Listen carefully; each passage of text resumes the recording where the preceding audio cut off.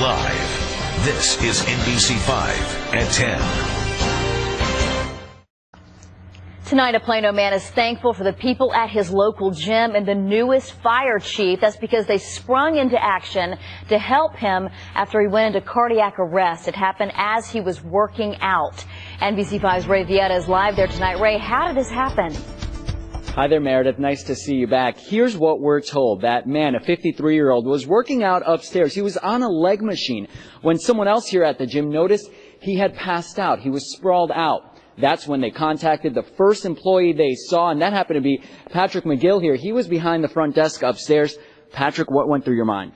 Basically, I approached him. He was not responsible and breathing. I was thinking, oh, crap, this is not good. At that point, we took him off the machine, started CPR, next thing we moved to the AED, which provides a shock. It did, and I guess he started breathing again. He had a pulse, so yeah, it was.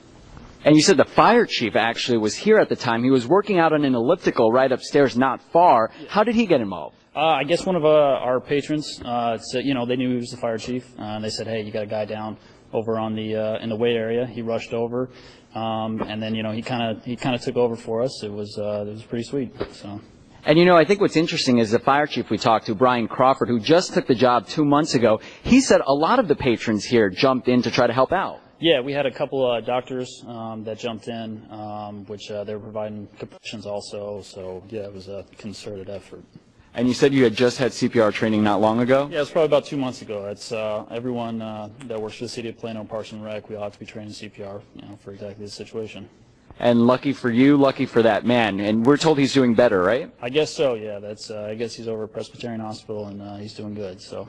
All right. Thanks so much, Patrick. So again, I talked to the fire chief, and he told me he had just moved here about 2 months ago from the Louisiana area. He took the new fire chief position, and he said this is a community he is very proud of being a part of now, especially after seeing what happened here last night. Doesn't it make you want to join this gym? We're live in Plano tonight. I'm Ray Vieta, NBC5. Back to you, Meredith. Yes. Thank you. Yeah, for all kinds of reasons. Hey, Ray, let's talk about those AEDs. We've done stories on those in the past. It sounds like that really made a huge difference here. That did. Patrick, bring back over that AED. Yeah, it did, Brian. They said that at first he wasn't breathing. He was unconscious. They tried to do some CPR. They did some mouth-to-mouth, and then they started using this. And the fire chief says that not long after, about 30 seconds, he actually got a pulse. They could hear that he was breathing.